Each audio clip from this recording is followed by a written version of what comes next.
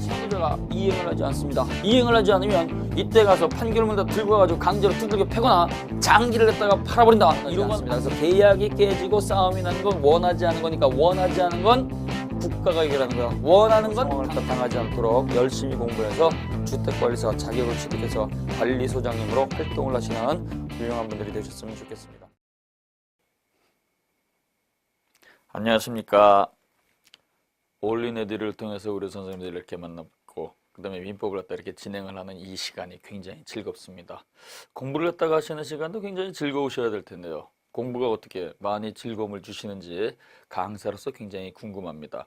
공부가 즐거운 거는요, 점수가 잘 나와야 된다는 얘기죠. 점수가 잘 나오기 위해서는요, 그 부분을 갖다가 많이 알고 계셔야 돼요. 그래서 조금 힘드시면 우리 선생님들이 시험에 있어서 합격을 갖다가 하실 때까지는 모든 노력을 갖다가 열심히 기울이셔야 됩니다.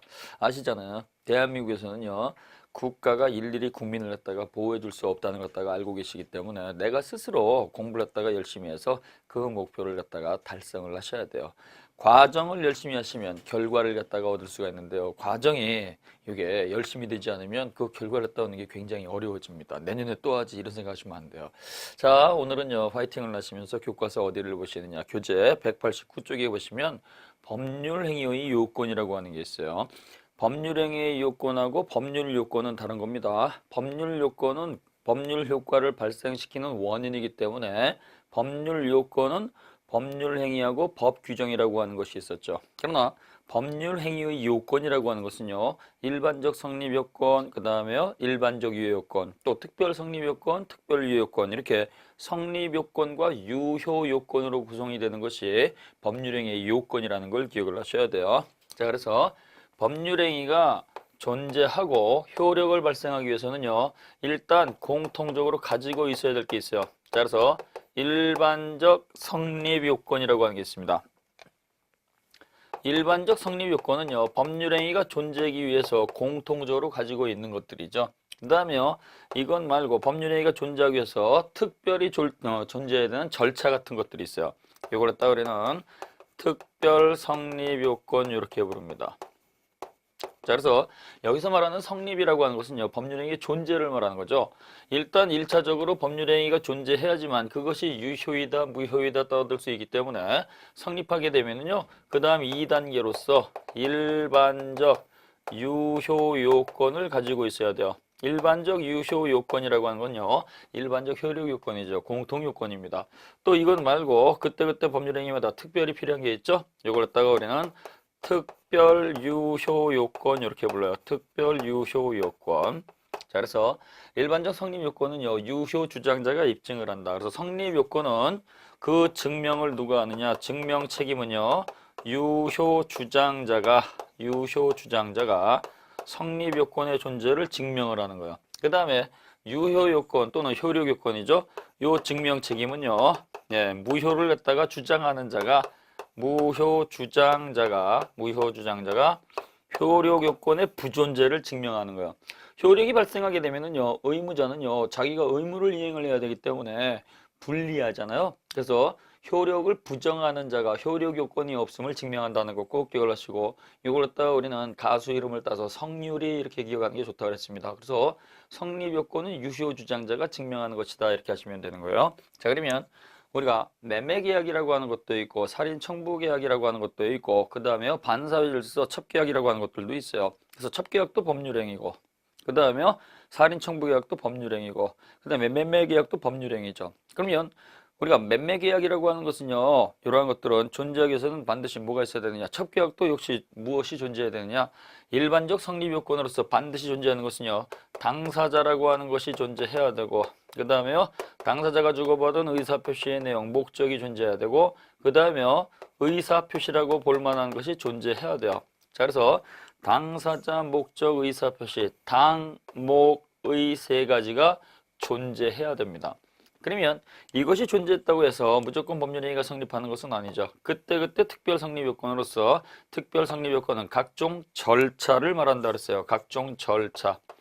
그래서 유언에 있어서의 방식과 같은 거, 가족법상 혼인과 입양에 있어서의 신고와 같은 거, 그래서 각종 신고라든가 그 다음에 유언에 있어서 이 방식 절차와 같은 거, 그 다음에요 요물계약에 있어서 물건의 존재.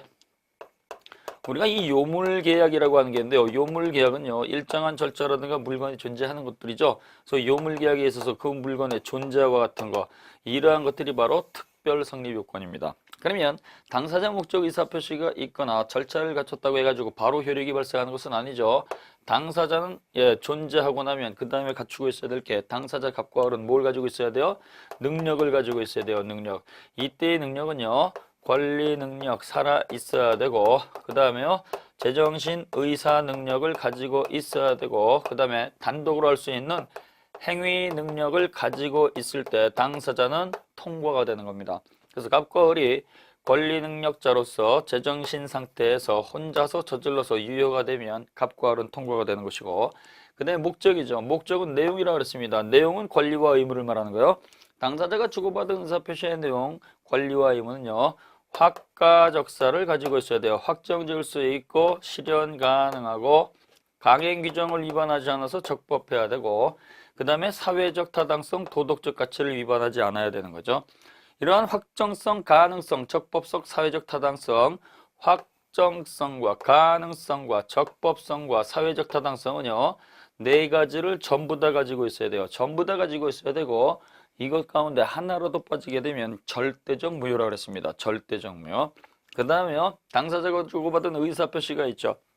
이 의사표시라고 하는 것은 의사와 표시가, 내가 마음속에 결정한 것이 의사고요. 겉으로 드러나서 표시한 걸, 요걸 따 우리는 드러난 표시.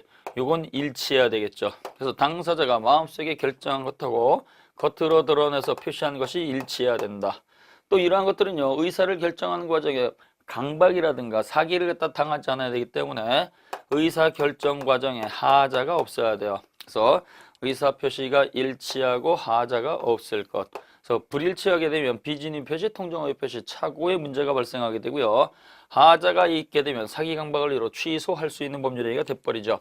그 다음에요 이러한 일반적 요건 말고 특별 유효건이 있죠. 이러한 특별 유효건은요 대리권이 존재하는 경우, 조건이 성취하는 경우, 기한의 도래와 같은 거, 그 다음에 유언에 있어서 유언자의 사망과 같은 거, 그 다음에요 토지거래 허가 구역 내에서 허가, 이러한 것들은 특별 효력 요건 또는 특별 유효 요건이 되는 겁니다.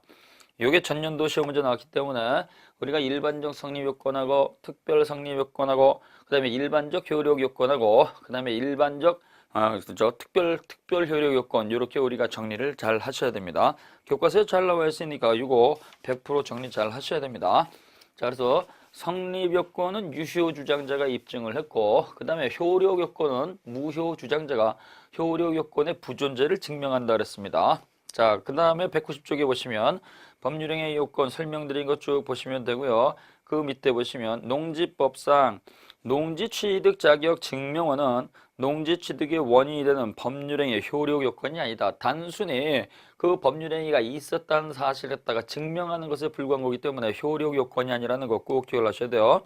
자, 그 다음에 오른쪽에 보시면 이러한 법률행위의 목적, 내용, 권리와 의무는 확정성, 가능성, 적법성, 사회적 타당성을 가지고 있어야 되는데, 이러한 확가적소에서는 어떤 것들이 문제가 되느냐, 이걸 정리를 하도록 하겠습니다.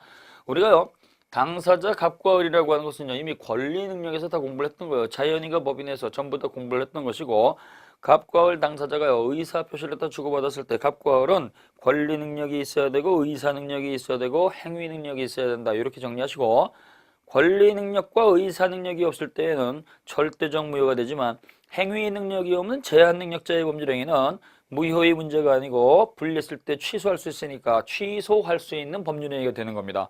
따라서 행위 능력은 처음부터 갖고 있으면 좋지만 행위 능력이 없다고 하더라도 법률행위 자체는 무효가 아니고 일단 유효라는 건 기억을 하셔야 돼요. 권리 무능력자의 법률행위, 의사 무능력자의 법률행위는 절대적 무효이지만 행위 능력이 없는 제한 능력자의 법률행위는 취소할 수 있는 법률행위고, 취소를 하게 되면 소급해서 무효가 되고 그 취소를 선의 제3자한테 대항할 수 있는 절대적 취소가 됐죠. 자, 그래서 당사자는 공부를 했으니까 그 다음에 목적을 공부하는 거예요. 목적은 뭐예요? 권리와 의무예요. 그래서 이 목적이라고 하는 것은요 권리와 의무를 갖다가 우리가 목적이라고 얘기합니다. 그래서 법률행위의 목적하고 법률행위의 목적물은 전혀 다른 겁니다. 예를 들어서 갑이라고 하는 사람이 요 물건을 을이라고 하는 요 사람한테 팔겠습니다라고 매매 계약을 체결할 수 있잖아요. 이렇게 매매 계약을 또 체결하게 되면 이 매매 계약은 국가가 강요하는 것이 아니고 당사자가 원해서 체결을 하는 거니까 법률행위죠. 그래서 이렇게 법률행위를 따 체결을 하게 되면 법률행위 이것이 존재하게 되면 목적이 무엇이고 목적이라고 하는 것이 무엇이고 목적물이 무엇이냐 이렇게 우리가 판단을 해야 돼요. 부동산 매매 계약에 있어서 그 목적물 대상이라고 하는 것은요. 요거는 물건이죠. 물건이니까 부동산이 되는 거예요. 부동산이 되는 것이고요. 그 다음에 목적이라고 하는 건 뭐예요? 주고받은 의사표시의 내용이니까 당사자 사이의 권리와 의무를 말하는 거예요. 권리와 의무. 따라서 매매 계약에 있어서 목적, 권리와 의무는요. 매도인은 대금 지급 청구할 수 있는 권리가 있죠. 돈 내놔. 그래서 대금 지급을 청구할 수 있는 대금 지급 청구권. 요게 권리죠. 반면에 돈을 받았다고 한다면 대금을 지급받았다고 한다면 그때는 재산적 권리를 넘겨줄 의무가 있잖아요. 따라서 재산권 이전 의무가 발생이 되는 거예요. 재산권 이전 의무. 이것이 바로 권리와 의무가 되는 겁니다. 따라서 권리와 의무는 돈 받을 권리, 그 다음에 돈 받았으니까 권리를 넘겨줄 거, 그 다음에 그 목적물이라고 하는 건 부동산. 따라서 목적과 목적물은 전혀 다르다는 거 꼭 기억을 하셔야 됩니다. 그래서 부동산 매매 계약에 있어서의 목적은 부동산 그 자체이다 그러면 틀리는 거죠. 항상 기억을 하셔야 돼요. 이렇게 당사자가 주고받은 권리와 의무, 이것을 갖다가 우리가 목적이라고 하는데요. 이 권리와 의무, 목적, 이 목적은 확정 지을 수 있어야 된다는 얘기예요. 그래서 목적의 확정성입니다. 우리가요, 법률행위를 따가 저지르는 것은 우리가 원해서 저지르는 겁니다. 원해서 법률행위를 따 저지르는 거니까 이러한 것들은요, 처음부터 반드시 확정 지을 필요는 없어요. 우리가 너무나도 바쁜 생활을 따라 살고 있기 때문에 부동산을 갖다가 매매하는 계약을 체결을 했을 때 그 계약서에다가 처음부터 모든 내용을 갖다가 명확하게 확정 지으면 가장 좋겠지만 이러한 것들은요, 처음부터 확정 지을 필요는 없고 이행기 전까지 확정 지으면 충분하다. 꼭 기억을 하셔야 돼요. 우리가 바쁘다 보니까 매매계약은 구두로 체결하지만 세부적인 사항은 이따 만나서 협의합시다. 이렇게 이야기할 수 있다는 얘기예요. 그래서 목적의 확정성은요. 처음의 모든 것을 갖다가 확정 지을 필요는 없다. 확정 지을 필요는 없고 언제까지요? 이행하기 전까지, 즉 변제하기 전까지 확정 지으면 충분하다. 따라서 처음부터 확정 지을 필요가 없으니까 처음에는 뭐가 있어야 되느냐? 확정 지을 수 있는 기준만 있으면 되죠. 그래서 확정 지을 수 있는 기준만 존재하면 되는 거예요. 기준.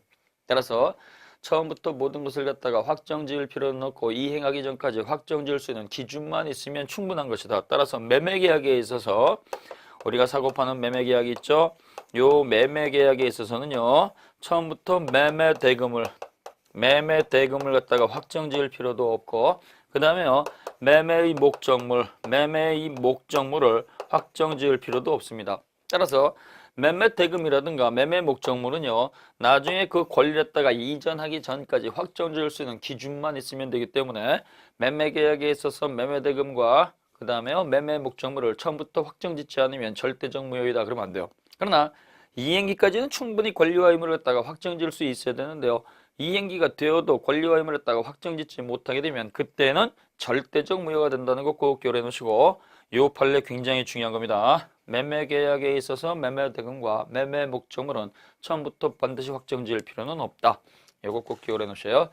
자, 그 다음에 목적의 가능성입니다. 목적의 가능성이라고 하는 것은요. 이 권리와 의무가 실현할 수 있어야 된다는 얘기죠.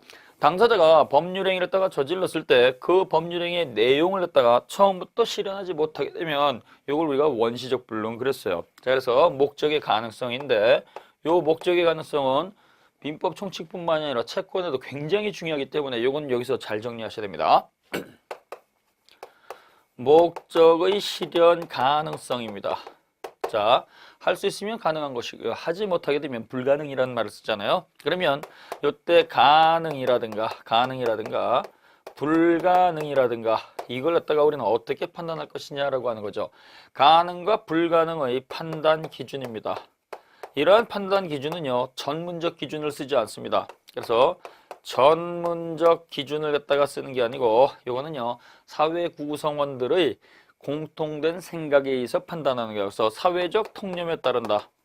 사회적 통념에 따라서 가능과 불가능을 판단하게 됩니다. 따라서 논리적, 체계적, 과학적, 그 다음에 자연적 기준에 의해서 가능하다고 하더라도 사회 구성원들이 안 돼라고 생각하게 되면 그건 불가능한 거죠. 한강에 빠진 반지를 갖다가 찾겠다, 건져낸다라는 거죠. 한강을 갖다 이렇게 배 타고 지나가다가 반지를 빠뜨렸다. 그러면 논리적으로는 물을 갖다 양쪽을 막아내고 물을 갖다가 뿜어낸 다음에 서울 시민을 갖다 동원해서 반지를 건져낼 수 있겠다라고 말로는 가능하겠죠. 그러나 현실적으로는 불가능한 거예요. 그래서 이러한 가능과 불가능을 갖다가 판단하는 기준은요 논리적, 과학적, 그 다음에 전문적 기준 쓰는 게 아니고 사회적 통념에 따라서 판단을 하게 된다. 따라서 한강에 빠진 반지라든가 바늘을 갖다 찾는 것은 이거는 사회적 통념상 불가능한 겁니다. 그럼 이때 불가능에 해당하는 것은 뭐냐 이거죠. 불가능이란 말을 갖다가 우리는 줄여서 불능이라고 하는데 이 불능에 해당하는 것은요 객관적 불가능, 요거는 불가능이죠. 그 다음에요, 그 다음에 물리적 불가능, 요 물리적 불가능도 역시 불가능입니다. 그 다음에 영구적 불가능 있죠. 영원한 불가능, 요것도 불가능해요. 그 다음에 법이 금지하고 있는 거, 법률적 불가능도 법이 폐지가 되거나 개정되지 않으면 이거 전부 다 불가능한 겁니다. 그래서 요건 불능에 해당이 되는 거죠. 근데요, 주관적 불가능이라고 하는 게 있어요. 주관적 불가능. 다른 사람들은 다 된다고 하는데 그 사람 개인만 안 된다고 하는 거, 이거는 불가능이 아닙니다. 그 다음에요 일시적 불가능이라고 하는 게 있어요. 일시적 불가능도 불가능이 아니죠. 일시적 불가능은요 지금 현재는 일시적으로 불가능하지만 불가능의 원인이 사라져 버리게 되면 가능으로 바뀔 수 있는 거죠.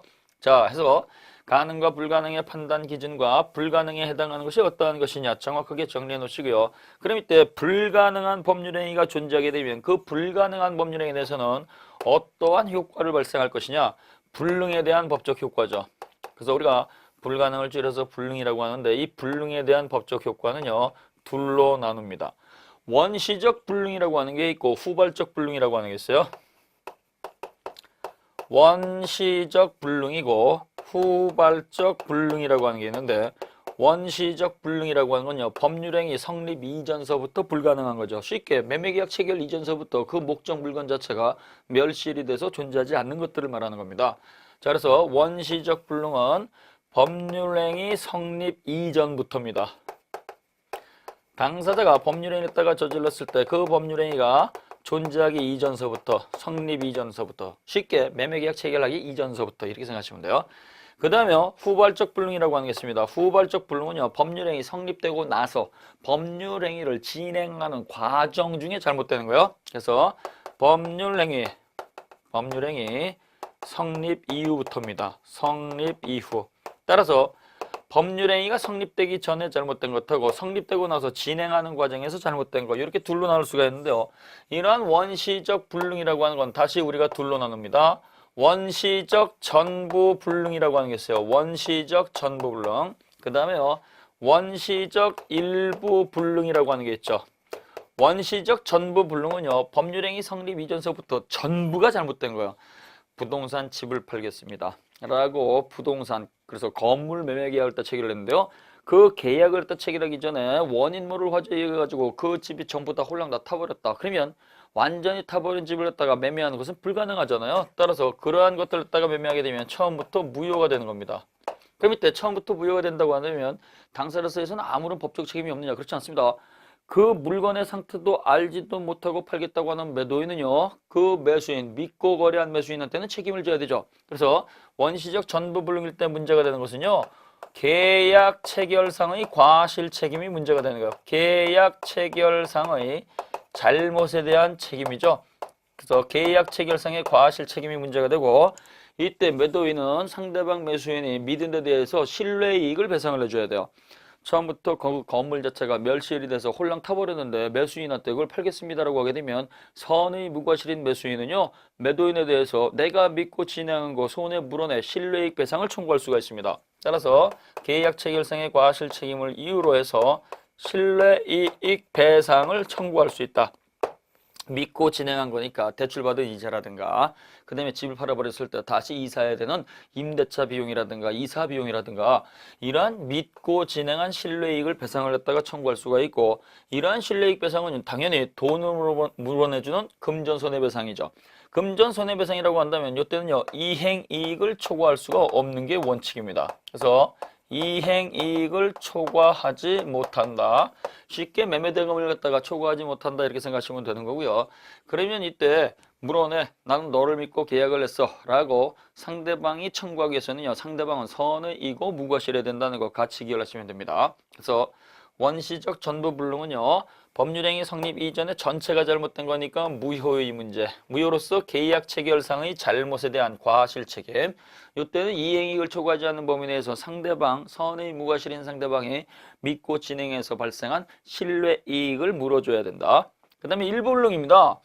이 일부불능이라고 하는 것은요 이거는 일부가 잘못된 거죠. 그래서 처음부터 계약을 갖다 체결을 하고 그 물건 건물을 갖다가 팔기로 했는데요 계약서 쓰기 전서부터 일부가 잘못된 물건을 파는 거예요. 그러면 이때 상대방 매수인은요 일부가 잘못된 물건을 처음부터 원하지는 않고 100% 완벽한 물건을 갖다가 원했으니까 일부가 잘못된 건 처음부터 원했던 물건이 아닙니다. 따라서 원시적 일부 불능이 있으면 우리는 원칙적으로 해석할 필요가 없이 전부 잘못된 걸로 봅니다.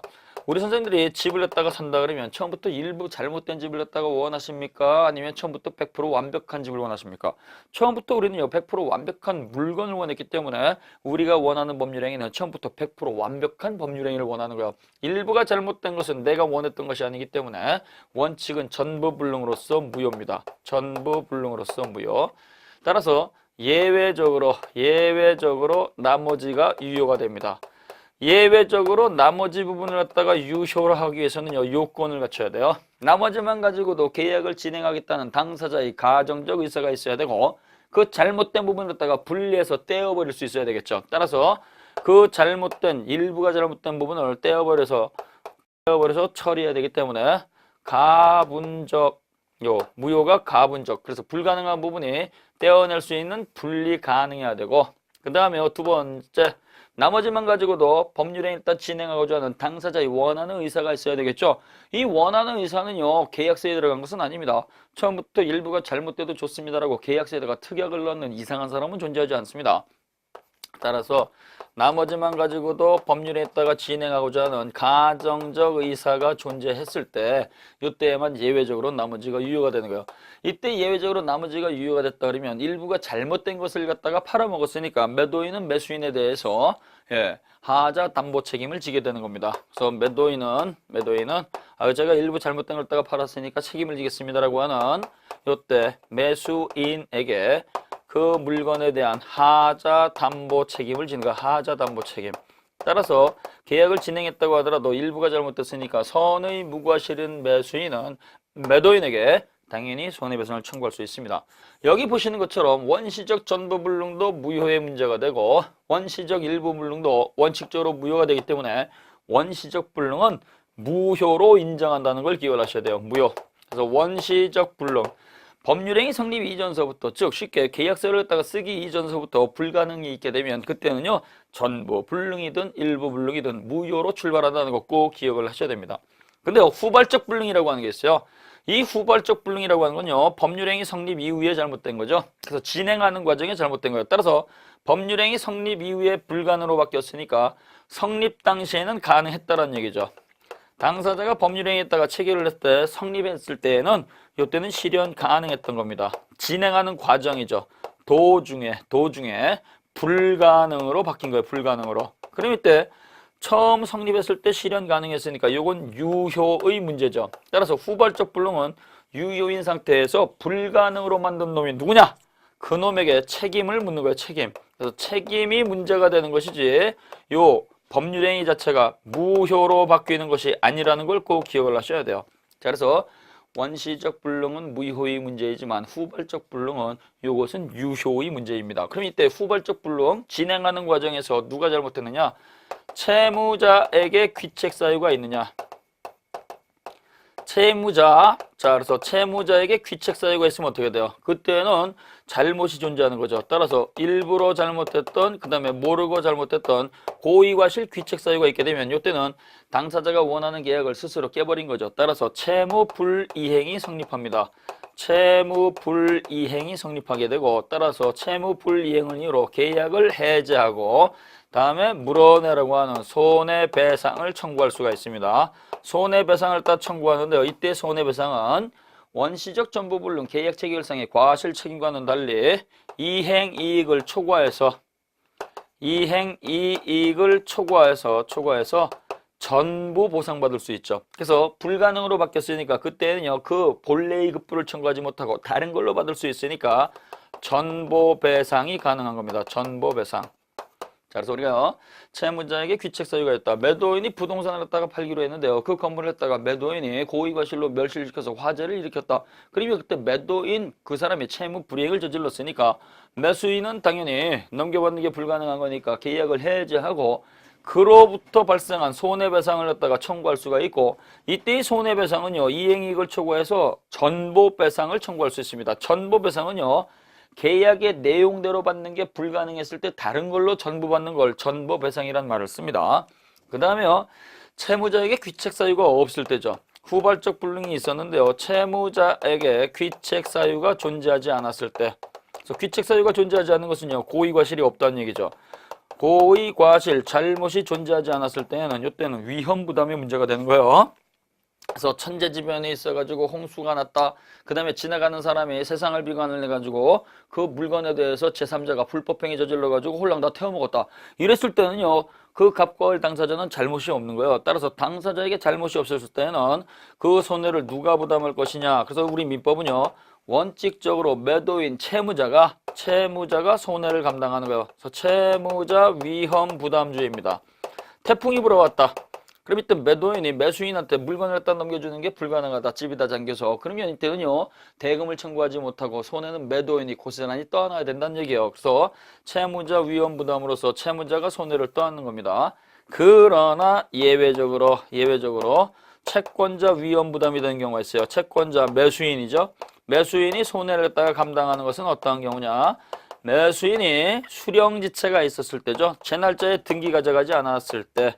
그 다음에요, 이 채권자가 고의과실 변심이 돼서 그 목적물을 갖다가 멸실훼손시키는 경우죠. 그래서 채권자에게 귀책 사유가 있었을 때, 밤에 몰래 가가지고 그 집을 내가 왜 샀을까 해가지고 불질러 버렸을 때, 그러면 매수인이 당연히 돈 다 물어줘야 돼요. 그래서 매수인 채권자가 손해를 갖다가 감당하는 것은 그 물건 권리를 갖다가 뒤늦게 이전받거나 그 다음에요, 귀책 사유가 있었을 때, 요때입니다. 자, 그래서 우리가 이 불가능에 대한 법적 효과는요, 원시적 불능하고 후발적 불능으로 나눌 수가 있는데요.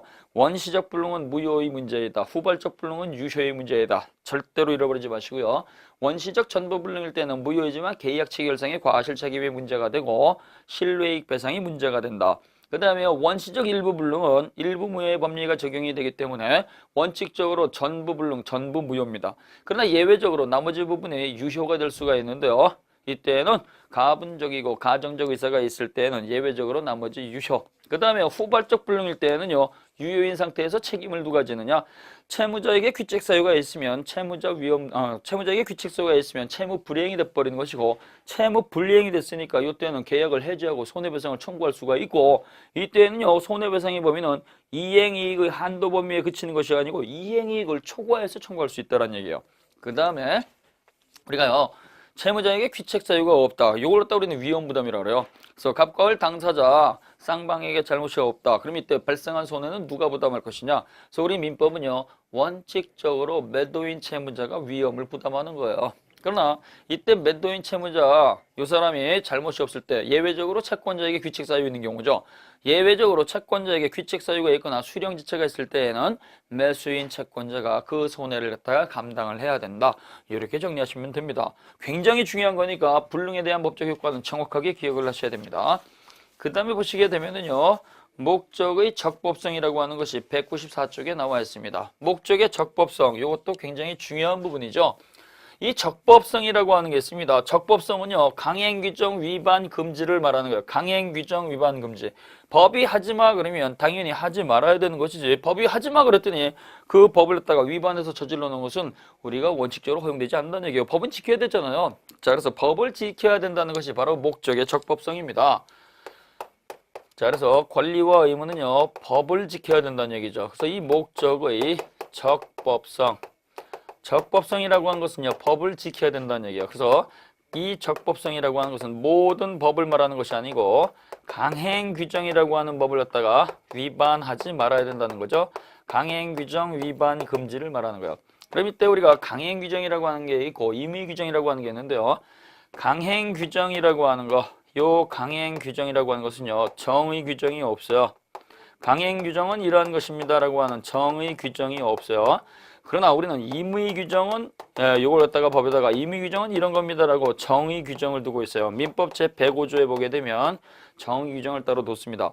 선량한 풍속, 기타 사회질서와 관계없는 규정이죠. 그래서 선량한 풍속이라든가 기타 사회질서, 선량한 풍속, 기타 사회질서 이것과 관계없는 규정이에요. 관계없는 규정이니까 관련이 없으니까 우리가 멋대로 손댄다고 하더라도 사회 질서가 무너지는 것도 아니고 풍속도 무너지지 않습니다. 따라서 선량한 풍속 그다음에 기타 사회 질서와 관계없는 규정을 임의 규정이라고 하죠. 따라서 관계없는 규정이니까 당사자의 반대 특약은 언제나 유효죠. 이걸 반대로 해석하면 어떻게 돼요? 이게 강행 규정이 되는 거죠. 따라서 강행 규정이라고 하는 것은요, 선량한 풍속, 기타 사회 질서하고 관계 있는 규정입니다. 관계 있는 규정이니까 이걸 우리가 멋대로 뜯어 고치거나 손보게 되면 풍속도 무너지고 질서도 무너진다는 거예요. 따라서 관계 있는 규정과 다른 반대 특약을 갖다가 붙일 수 있다. 반대 특약은 붙일 수가 없다라는 얘기죠. 그래서 우리가 이렇게 강행 규정하고 임의 규정이라고 하는 게 있는데요. 강행 규정은 풍속 질서와 관련이 있으니까 이걸 손대지 못하는 것이고, 임의 규정이라고 하는 것은요, 풍속 질서와 관계가 없는 규정이니까 우리가 반대 특약을 붙일 수 있다라고 하는 겁니다. 그러면 이때 이 강행 규정이라고 하는 것은 다시 어떤 게 있느냐? 오른쪽에 보시면은요, 195쪽에 효력 규정인 강행 규정이 있고 단속 규정인 강행 규정이 있습니다. 그래서 강행 규정은 다시 이렇게 두 가지로 나눌 수가 있는데요. 강행 규정이라고 하는 거, 선량한 풍속, 사회질서와 관련이 있는 것들은요, 지금 보신 것처럼 효력 규정인 강행 규정이 있고, 효력 규정인, 그 다음에 단속 규정인 강행 규정이 있어요. 효력 규정인 강행 규정을 갖다가 위반을 하게 되면 요거는 그 행위의 효력이 무효가 되는 거죠. 무효. 그러나 단속 규정인 강행 규정을 갖다가 위반을 하게 되면 요 위반을 했으니까, 법을 위반해서 지키지 않았으니까 당연히 처벌을 받습니다. 형사 처벌을 갖다가 받지만 그 행위의 효력은 유효한 것이죠. 그래서 우리가요, 요 강행 규정을 갖다가 위반을 했을 때는 언제나 무효가 되는 것이 아니고, 지금 보신 것처럼 효력 규정인 강행 규정을 위반을 했을 때는 그 법률행위의 효력이 무효가 되지만, 단속 규정인 강행 규정을 갖다가 위반을 했을 때는 처벌은 받지만 그 행위는 무효가 아니고 유효라는 걸 꼭 기억을 하셔야 돼요. 그래서 우리가 원시적 불능은 무효이고 후발적 불능은 유효였죠. 강행 규정도 역시 마찬가지입니다. 효력 규정을 갖다가 위반을 하게 되면 그 행위의 효력은 무효이지만, 단속 규정을 갖다가 위반을 했을 때에는 처벌은 받지만 그 행위의 효력은 유효라는 것을 기억을 하셔야 됩니다. 자, 그래서 거기 보시면 자, 195쪽에 동글명이 2번에 단속 규정 위반의 A가 나와 있죠. 요거 별표 놓으시고요. 자, 행정법규 또는 경찰법규. 우리가 단속을 갖다가 하는 것은요, 행정부 공무원이라든가 경찰 공무원이 단속을 하기 때문에 요걸 갖다가 우리는 단속 규정을 행정법규 또는 경찰법규 이렇게도 불러요. 그것에 위반하는 행위는 원칙적으로 무효가 되지 않는다. 따라서 원칙적으로 유효. 예를 들면 그 예를 기억을 하셔야 됩니다. 무허가 음식점의 영업행위, 공무원의 영리행위, 허가 없이 숙박업을 하는 행위, 이러한 것들은요, 처벌은 받지만 그 행위의 효력으로 발생한 것은 유효니까 대가는 지불해야 돼요. 무허가 음식점에 가서 음식을 먹은 다음에 무허가 음식점이니까 돈 못 내겠습니다. 이거 안 된다는 얘기죠. 또 무허가 숙박업에 가가지고 잠을 잤다가 잔 다음에 돈 안 내겠습니다. 이것도 안 된다는 얘기예요. 또 공무원의 신분에서 영리행위는 금지가 되어 있는데요. 이때 공무원이 요 행위를 했다가 위반을 해가지고 영리를 했다 했을 때에는 먹었으니까 돈은 내야 된다는 얘기죠. 그 다음에요, 니은번에 행정법규는 대부분 단속 규정이지만 법률이 특히 엄격한 표준을 정해서 일정한 자격을 갖춘 자에 대해서만 일정한 기업을 허용하는 경우에 그 법규는 효력 규정이란 말을 씁니다. 그래서 효력 규정은 어떤 게 있느냐? 국가로부터 면허를 지었다가 취득하는 경우죠. 국가로부터 면허를 갖다 취득했다는 얘기는 국가가 특별히 그 사람에게만 허용한 자격이죠. 그러니까 국가로부터 면허라든가 자격을 갖다 취득한 자가 그 명의를 대여하는 거, 이게 바로 효력 규정 위반이 되는 거예요. 그래서 예를 들면 광업권자라든가 어업권자가 그 명의를 갖다가 대여하는 계약, 의사가 면허를 갖다 대여하는 거, 한의사가 면허를 대여하는 거 다 이거는 효력 규정 위반으로서 무효가 되는 겁니다. 또 증권업을 갖다가 운영하는 증권회사가 그 명의를 타인에게 대여하는 이러한 행위는 효력 규정 위반 행위로서 당연히 무효가 됩니다. 또한 국토의 계획 및 이용에 관한 법률에서 토지거래 허가구역에서 허가를 갖다가 받아야 되는데 허가를 받지 않고 저질렀을 때 이것도 효력 규정 위반으로서 무효가 되는 겁니다. 따라서 우리가 중간 생략 등기를 갖다가 금지하는 규정이 있어요. 부동산 등기 특별조치법상 미등기 전매 중간에 쏙 빠져가지고 중간 생략 등기로서 매수인한테 바로 넘겨주는 거, 최종 매수인한테 넘겨주는 거, 이러한 것들은요 토지거래 허가구역 내에서 허가받지 않고 3자 합의 중간 생략 등기를 저질렀다고 하더라도 효력 규정 위반으로서 무효입니다. 그러나 허가구역이 아닌 데에서의 중간 생략 등기는요 처벌은 받지만 그 행위의 효력은 유효입니다. 그래서 우리가 미등기 전매를 갖다가 특별히 기억을 하셔야 되는데요, 중간 생략 등기 금지 규정을 위반을 해서 갑에서 병으로, 그래서 최초 매도인으로부터 최종 매수인에게 바로 넘겨주고 중간 매도인이 쏙 빠져버리는 것은요 토지거래 허가구역에서는 효력 규정 위반으로서 무효이고 토지거래 허가구역이 아닌 데에서는요 이거는 단속 규정 위반으로서 처벌받고 그 행위 등기의 효력은 유효가 되는 겁니다. 꼭 기억을 하셔야 돼요. 그래서 그 성질을 함께 가지고 있다. 거기 도표를 했다고 우리 선생님들이 기억을 해 놓으시고요. 자, 그 다음에 오른쪽에 보시면 탈법행위라고 하는 게 나와 있습니다. 탈법행위는요 겉으로 볼 때는 법을 위반하지 않습니다. 그러나 결과물을 갖다가 보니까 법을 위반한 거죠. 그래서 허용하는 수단으로서 숨겨서 법을 위반하는 것은 탈법행위라는 말을 쓰는 거예요. 탈법행위. 그럼 이러한 탈법행위는 어떤 것들이 있고 그 효력은 어떻게 되느냐 이거죠. 자, 그래서 탈법행위라고 하는 것이 존재하는데요. 이 탈법행위는 그 뜻을 잘 기억을 하셔야 돼요. 그래서 탈법행위는 겉으로 볼 때 외형상 허용수단을 가지고, 그래서 법이 허용하는 허용수단으로서 이걸 갖다가 결과를 통해서 위반하는 거죠. 그래서 겉으로 볼 때는 법을 갖다가 위반한다 안 한다? 안 합니다. 법 잘 지켜. 네, 법 잘 지킬게요. 그래서 법을 잘 지킨 줄 알았어요. 근데 법을 잘 지키겠다고 해가지고 행동을 저질렀는데, 그래서 겉으로 볼 때는 위반의 모습이 전혀 없어요. 근데 결과물을 갖다가 보니까 법을 위반한 거죠. 이러한 사람들은 아주 교활한 인간들입니다. 그래서 이 탈법행위가 있게 되면 그 행위의 효력은요 당연히 원칙적으로 탈법행위는 무효가 되는 겁니다. 무효인 탈법행위요. 자, 근데 이 무효인 탈법행위는 어떤 것들이 있느냐? 예, 국가 소유 재산을 갖다가 담당하는 사람들은 그 국가 재산과 그 관련해가지고 국가와 직접 계약하는 것은 법이 금지하고 있죠. 그래서 귀속재산 처리법이라든가 그 다음에 국유재산 관련법이죠. 이러한 것을 갖다가 종사하는 담당 공무원이라든가 그 다음에요 담당 종사원이 이렇게 국가와 직접 계약을 갖다가 체결하는 것은 이것은 금지가 되어 있습니다. 계약 못한다 이거죠. 근데요 이 담당 공무원이라든가 담당 종사원이 자기가 직접 드러내놓고 국가와 계약을 갖다가 하지 못하니까 제3자 친구를 갖다가 이름을 빌려서 계약하는 경우가 있어요. 그래서 국가로부터 요번에 X라고 하는 토지가 매매 물건으로 나왔는데 이 물건을 갖다가 내가 담당 종사원 갑의 이름으로 하지 못하니까 친구 일의 이름으로 을의 이름으로 이렇게 계약하는 경우죠. 그래서 담당 종사원이 지시를 갖다 해가지고 이렇게 친구의 이름을 빌려서 제3자의 이름으로 이렇게 계약을 체결하는 것은요 이건 바로 탈법행위로서의 성질을 갖습니다. 겉으로 볼 때는 담당 종사원이 아니죠. 그러나 뒤에서 배후 조종하는 것은요 전부 다 담당 종사원이니까 이러한 경우에는요 탈법행위로서 이게 무효가 되는 거죠.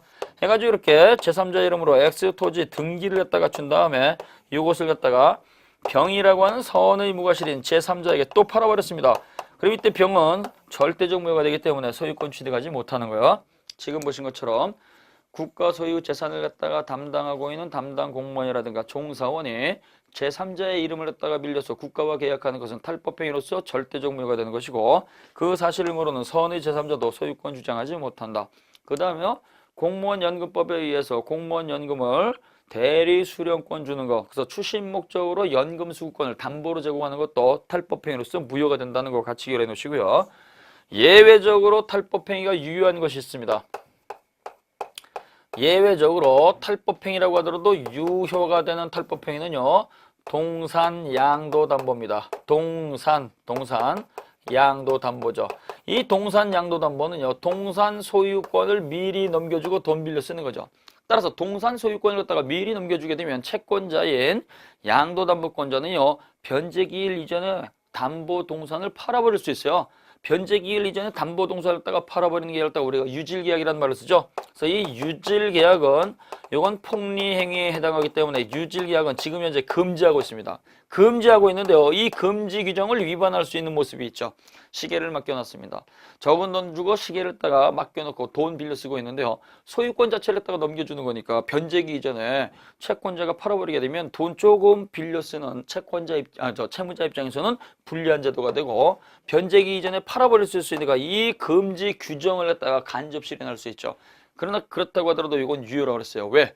돈이 한 푼도 없고 동산만 갖고 있는 사람이 그것이라도 넘겨주고 돈을 갖다가 빌려 쓸 수 있는 제도가 있어야지만 국가가 못 도와주는 사람들은 그렇게 해서라도 돈을 빌려 쓴다는 거죠. 따라서 그것 자체를 갖다가 무효로 한다고 한다면 동산만 갖고 있는 사람은요, 돈을 마련할 방법 자체가 사회적으로 존재하지 않게 됩니다. 그래서 우리 선생님들이 이걸 갖다가 꼭 기억을 해 놓으시고요. 자, 그래서 거기 197쪽 오른쪽 밑에 보시게 되면은요, 강행규정 관련 지문 정리가 나와 있습니다. 자, 그래서 1번 효력 규정인 강행 규정에 위반한 법률 행위는 절대적 무효이다. 그래서 단속 규정인 강행 규정에 위반한 것은 무효가 아니고 유효의 문제였습니다. 효력 규정인 강행 규정이어야 돼요. 그 다음에 2번 강행 규정은 법률 행위 당사자 쌍방에게 모두 적용되는 거죠. 그래서 공평하게 값도 강제하는 것이고 상대방 을도 강제하는 게 원칙인데요. 우리는 예외적으로 편면적 강행 규정도 존재한다는 걸 기억을 하셔야 돼요. 편면적 강행 규정이라고 하는 건요, 경제적 강자를 갖다가 통제하는 거예요. 경제적 강자가 우월적 지위에서 경제적 약자를 갖다가 일방적으로 불리하게 계약을 체결하도록 하고 자기가 이익을 모두 가져버리게 되면 경제적 약자는 너무 불쌍하잖아요. 그래서 주택임대차 보호법에 있어서의 임대인에게 일방적으로 유리한 약정, 상가건물 임대차 보호법에 있어서 상가건물 임대인에게 일방적으로 유리한 약정, 이러한 것들, 그 다음에 소멸시효에 있어서 채권자한테 유리한 연장, 가중, 배제, 요거 금지 규정, 이러한 것들이 편면적 강행 규정입니다. 그래서 편면적 강행 규정도 존재한다.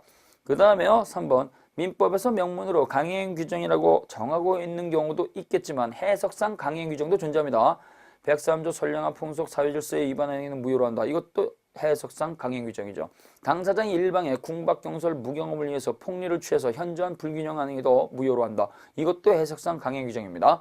그 다음에 비진입 폐지, 통정입 폐지, 착오, 사기, 강박, 비통착사에서 해석상 강행 규정은요, 위법성을 요건으로 하는 110조 사기, 강박은 강행 규정이다. 이렇게 정리하시면 됩니다. 그 다음에 4번 법률행위의 일부분이 강행 규정에 위반해서 무효가 되었을 때는요, 원칙적으로 일부 무효니까 어떻게 돼요? 전부 무효로 본다. 전부 무효. 이렇게 우리 선생님들이 정리하시면 되겠습니다.